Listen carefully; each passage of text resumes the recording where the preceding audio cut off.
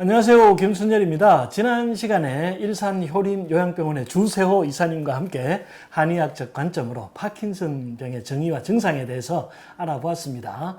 저번 시간에 이어서 오늘은 이사님과 함께 파킨슨 병의 치료법에 대해서 이야기해 보도록 하겠습니다. 이사님, 일산효림요양병원 환자들을 보셨을 때 파킨슨 병은 완치가 가능한 질환이라고 보시나요? 제가 알기로는 파킨슨병은 아직까지 완치가 불가능한 병이라고 알고 있습니다. 그래서 저희 효림요양병원에서도 완치보다는 증상 진행 속도를 늦춰 질병을 완화하는 것을 목표로 치료를 진행하고 있습니다. 네, 그렇죠. 파킨슨 병이 발병하는 정확한 원인이 밝혀지지 않았기 때문에 아직은 방금 이사님이 말씀하신 것처럼 완치는 불가능합니다. 하지만 약물 치료와 비약물 치료를 통해서 증상의 진행 속도를 늦추고 증상을 완화하는 것은 가능하죠. 네, 맞습니다. 방금 박사님이 약물 치료와 비약물 치료를 말씀해 주셨는데요. 저희 일산 효림요양병원도 파킨슨병 환자분들을 대상으로 양한방 통합치료나 재활치료 등 다양한 측면에서 의료 서비스를 제공하고 있는데 현대의학과 한의학 중에 어떤 치료를 받아야 될지 고민하시는 분들도 계실 것 같아요. 박사님은 한의학 전문의시니 한의학 중심으로 치료법에 대해서 소개해 주시면 좋을 것 같습니다. 네, 이 한의학 중심의 치료법은 한방치료와 운동치료로 나눌 수 있습니다. 먼저 한방치료는 크게 약물요법과 침구요법 총 두 가지로 이루어지고요. 약물요법이라는 것은 한약치료를 말하는 것인데요. 또 침구요법은 침, 뜸, 약침 치료 등을 말합니다. 파킨슨 병의 한방치료의 목적은 파킨슨 병이 신경이 퇴화하면서 생기는 질환인 만큼 퇴행과 퇴화를 늦추고 억제하고 운동 기능과 비운동 기능 증상을 종합적으로 개선해서 증상을 감소시키는 것이라고 할 수 있습니다. 약물요법에 주로 쓰이는 한약재로는 가시오가피, 익지인, 황기, 결명자, 황금, 육종용, 토사자 등 굉장히 다양합니다. 한약재를 사용해서 기력 보강부터 시작해가지고 뇌신경계의 보호까지 다양한 증상을 치료하는 데 도움을 줄 수 있죠. 황금이나 단삼, 천궁, 작약, 인삼 등의 한약재는 기력 보강을 위한 보약을 만드는 데 주로 사용하죠. 또 가시오가피, 육종용, 갈근 등은 간근골이라고 해서 근골격계를 튼튼하게 하는 목적으로도 사용합니다.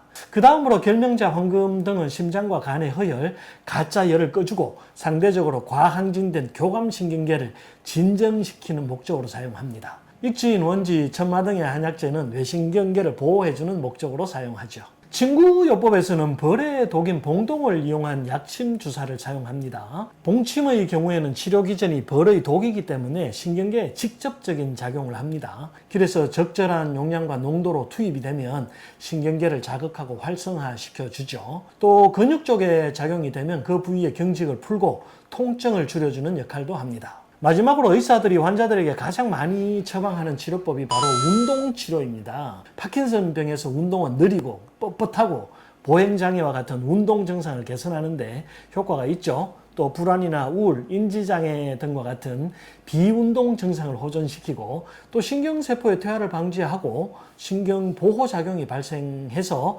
증상 진행 속도를 늦추는데 효과적인 치료법 중에 하나입니다. 운동을 규칙적이고 지속적으로 할 수 있다면 부작용이 없는 만병통치약이라고도 할 수 있는데요. 이처럼 운동치료는 약물치료만큼이나 중요하다고 볼 수 있죠. 또 운동치료는 환자의 건강 상태에 따라서 단순한 운동을 해도 좋지만 운동의 강도가 강할수록 평소에 하는 동작이 아닌 생소한 동작일수록 그 효과가 극대화됩니다. 하지만 운동 혼자 하기에는 한계가 있고 무엇보다도 안전사고가 발생할 위험이 있죠. 그래서 전문 치료사와 함께 하시는 것을 추천합니다. 제가 알기로는 일산 효림요양병원에서 파킨슨 재활운동치료 프로그램을 집중적으로 진행하는 것으로 알고 있는데요. 이사님 소개해 주시겠습니까? 네, 백문이불여일견이라고 먼저 저희 병원에서 파킨슨병 환자분들을 위해 어떤 프로그램들이 진행되고 있는지 영상을 먼저 보여드리도록 하겠습니다.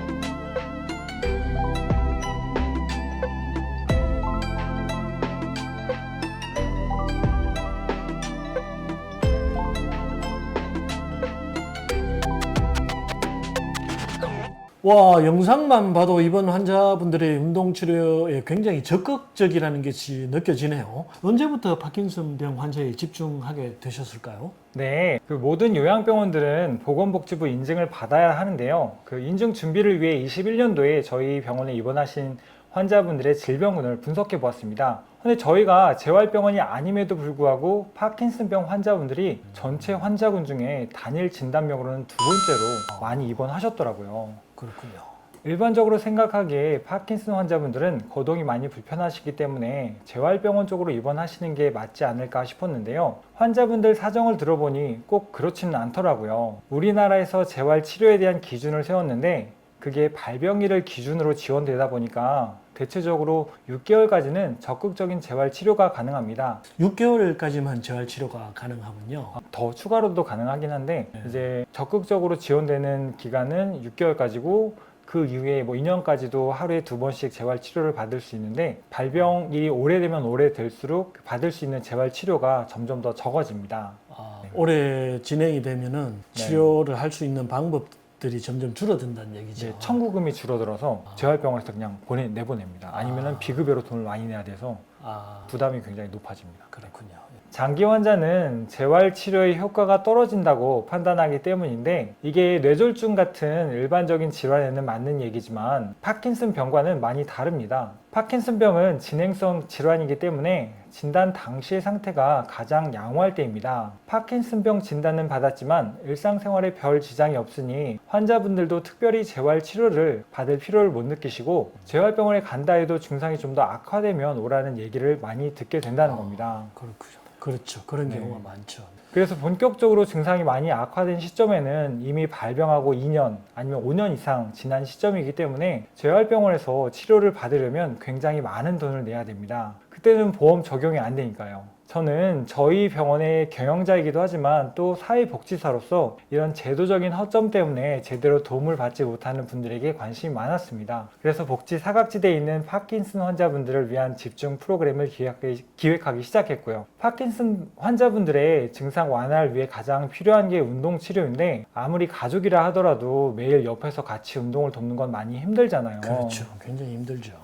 저희는 그런 안타까움을 사회복지 프로그램으로 접근했습니다. 사회복지 실습생 여러분들은 저희 병원의 전문 의료진과 또 재활치료사 선생님들을 통해 환자분들을 위한 운동 프로그램을 직접 보고 배우면서 실습할 수 있는 기회를 갖고 환자분들은 가족들도 어려운 꾸준한 운동 서비스를 실습생 분들과 같이 실행하는 그런 체계를 갖추게 된 겁니다. 실습생분들이 운동을 도와주는 그런 시스템을 가지고 있는 거네요. 네, 맞습니다. 사회복지 관점에서 환자분들의 운동 재활 프로그램은 사실상 전문 치료의 영역은 아닙니다. 다만 저희가 이렇게 한 번이라도 더 운동하실 수 있게 보조 역할을 하고 또 도움을 드리면서 환자분들이 기존에 가지고 있지만 잘 사용하지 않아서 쇠퇴되고 있는 신체 기능들을 다시 발현할 수 있도록 도와주는 측면이 굉장히 큽니다. 집에서 혼자 계시면서 돌보는 사람이 없으면 하루 종일 거의 계속 누워만 계시는 분들이 정말 많으시거든요. 그렇죠.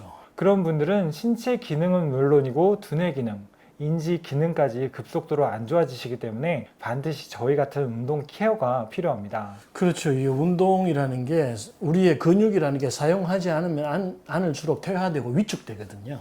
그래서 자꾸 움직여줘야 하는 것입니다. 네, 맞습니다. 가장 큰 문제가 이 어르신들은 집에서 누가 이끌어주지 않으면 스스로 움직이려고 하지 않는 분들이 많으시죠. 그래서 병원에서 그렇게 체계적으로 운동할 수 있다면 정말 큰 도움이 되겠네요. 그런데 말입니다. 아까 영상에 나왔던 박휘순 씨와의 춤 프로그램은 뭘까요? 네, 저희 의료진들과 같이 파킨슨병과 관련한 다양한 연구 자료를 공부하다 보니까 파킨슨병 증상 완화를 위한 다양한 시도들 중에서 음악에 맞춰 춤을 추는 것이 굉장히 효과적이라는 논문을 보았습니다.